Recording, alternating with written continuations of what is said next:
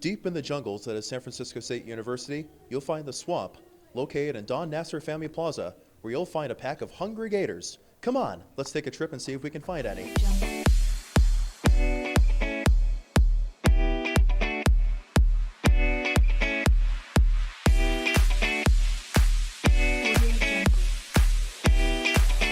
With lots of new faces, as well as returning ones, San Francisco State can hope that the 2020 season beginning in February ends not just with a hit, but with a grand slam.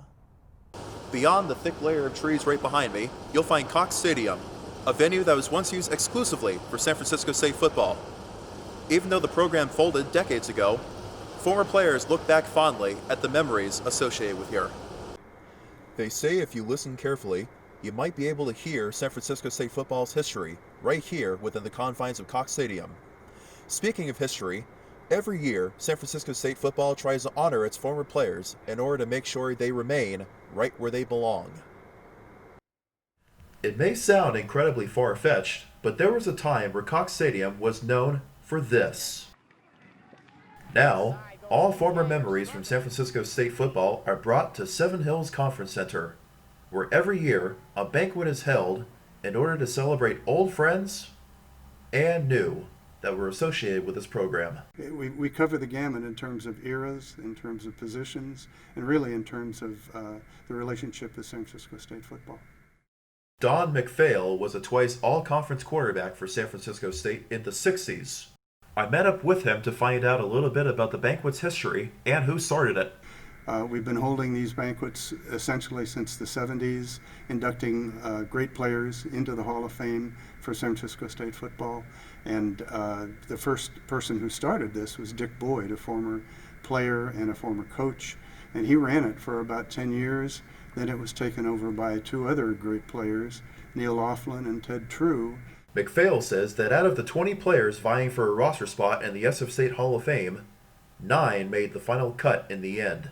Of course, with black and white photographs and cheesy comic book-like programs that were the norm at the time, a day of remembrance wouldn't be complete.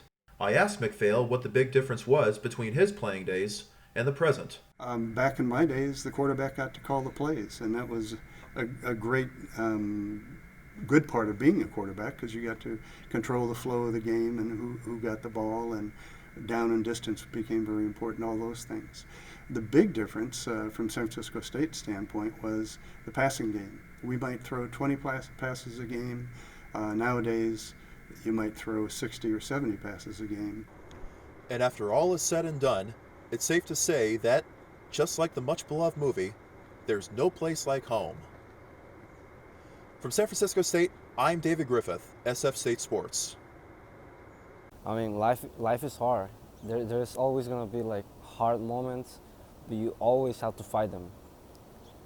Because if you don't fight them, the situation will be worse. This is Julio Gonzalez Ponce, a freshman at San Francisco State University, a member of the men's soccer team, and a small fish in a big pond. He's been living in the U.S. for the last 3 years. Before then, he immigrated from El Salvador. In the school that was in my neighborhood, they were only able to teach until 9th grade. So after I graduated from 9th grade, I had no opportunities to keep studying. They could take away his schooling, but not his playing. Before long, he was back at his childhood sport. That does not mean that his journey to where he's gotten to so far has been an easy one. Just listen to what he had to say about trying to make ends meet. I mean, when I just came, like my first year in this country, I used to work like 2 jobs because I had to study and support my family here, and also my family in El Salvador. So I had to work 2 jobs. Despite everything, Julio has approached it all with steadfast determination and has passed every test. And he looks to do so for the foreseeable future. And if you don't take my word for it, listen. What helped me a lot is remembering where I came from. That's like a motivation for me to keep going every day. It has also been his teammates and his head coach that have made a difference.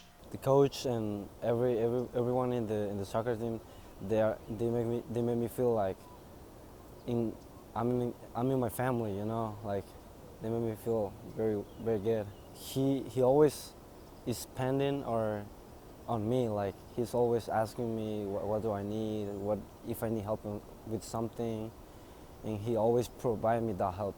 In an email head coach Pedro Osorio sent to me, he described Julio as a wonderful young man and a rising star with a chance to go professional when he graduates.